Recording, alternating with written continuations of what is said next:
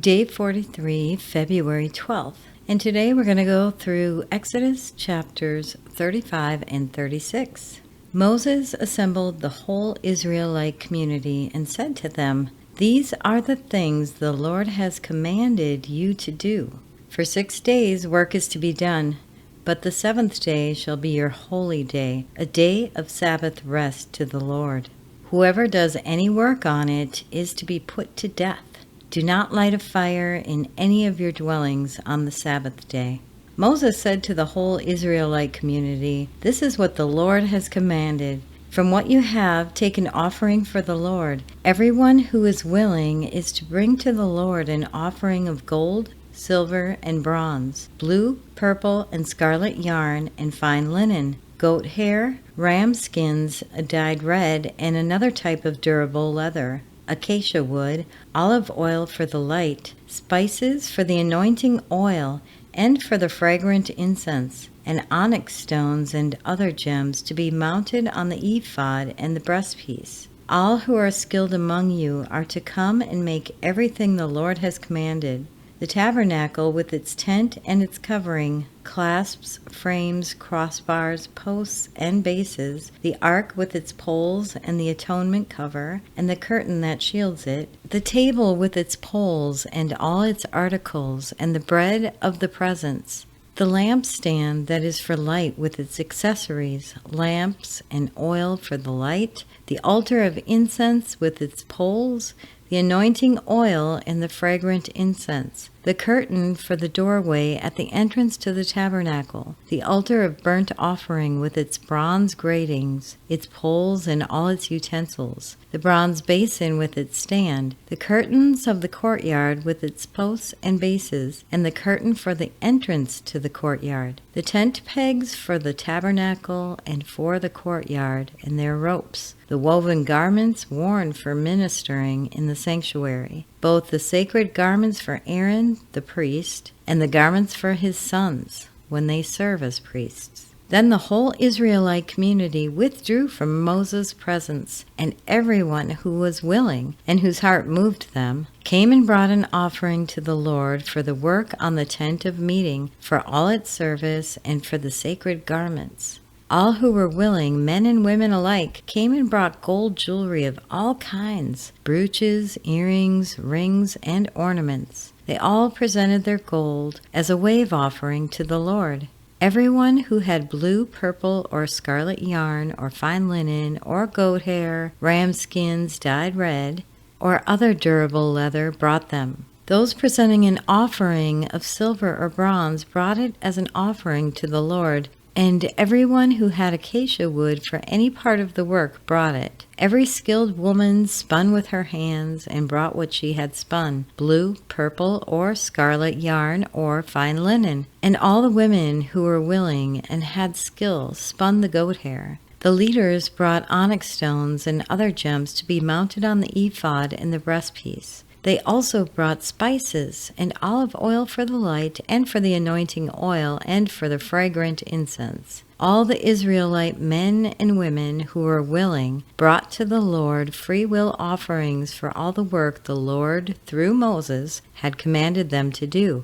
Then Moses said to the Israelites, "See, the Lord has chosen Bezalel, son of Uri, the son of Hur, of the tribe of Judah, and he has filled him with the Spirit of God, with wisdom, with understanding, with knowledge, and with all kinds of skills, to make artistic designs for work in gold, silver, and bronze, to cut and set stones, to work in wood, and engage in all kinds of artistic crafts. And he has given both to him and Aholiab, son of Ahisamach, of the tribe of Dan, the ability to teach others. He has filled them with the skill to do all things of works, as engravers, designers, embroiderers in blue, purple, and scarlet yarn, and fine linen, and weavers, all of them skilled workers and designers. So Bezalel, Aholiab, and every skilled person whom the Lord has given skill and ability to know how to carry out all the work of constructing the sanctuary are to do the work just as the Lord has commanded.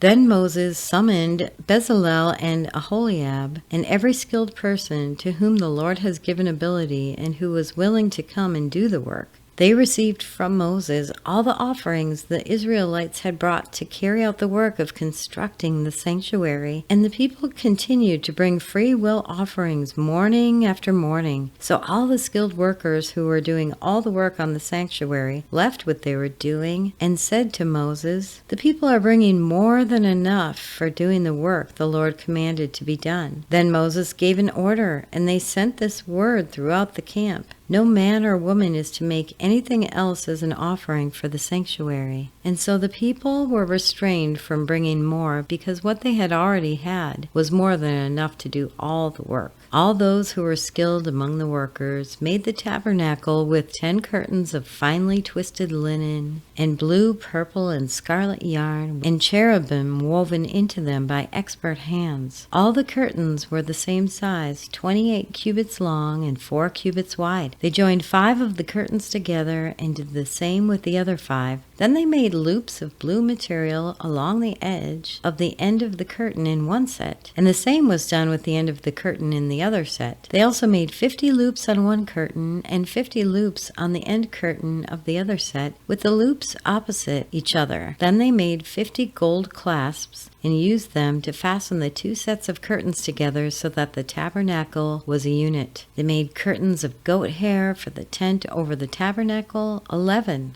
altogether. All 11 curtains were the same size, 30 cubits long and 4 cubits wide. They joined 5 of the curtains into one set and the other 6 into another set. Then they made 50 loops along the edge of an end curtain in one set, and also along the edge of the end curtain in the other set. They made 50 bronze clasps to fasten the tent together as a unit. Then they made for the tent a covering of ram skins dyed red, and over that a covering of the other durable leather. They made upright frames of acacia wood for the tabernacle. Each frame was 10 cubits long and 1.5 cubits wide, with 2 projections set parallel to each other. They made all the frames of the tabernacle in this way. They made 20 frames for the south side of the tabernacle and made 40 silver bases to go under them, 2 bases for each frame, 1 under each projection. For the other side, the north side of the tabernacle, they made 20 frames and 40 silver bases, 2 under each frame. They made 6 frames for the far end, that is, the west end of the tabernacle, and 2 frames were made for the corners of the tabernacle at the far end. At these 2 corners, the frames were double from the bottom all the way to the top and fitted into a single ring. Both were made alike. So there were 8 frames and 16 silver bases, 2 under each frame. They also made crossbars of acacia wood, 5 for the frames on one side of the tabernacle, 5 for those on the other side, and 5 for the frames on the west at the far end of the tabernacle. They made the center crossbar so that it extended from end to end at the middle of the frames. They overlaid the frames with gold and made gold rings to hold the crossbars. They also overlaid the crossbars with gold. They made the curtain of blue, purple, and scarlet yarn and finely twisted linen, with cherubim woven into it by a skilled worker. They made 4 posts of acacia wood for it and overlaid them with gold. They made gold hooks for them and cast their 4 silver bases. For the entrance to the tent, they made a curtain of blue, purple, and scarlet yarn and finely twisted linen, the work of an embroiderer, and they made 5 posts with the hooks for them. They overlaid the tops of the posts and their bands with gold and made their 5 bases of bronze. And that concludes today's reading. If you have thoughts to share or questions to ask, we do fellowship in Telegram and on the X community for the Chronological Bible Study. You can find links to those in the description. I really encourage everyone to ask questions. Don't hold back.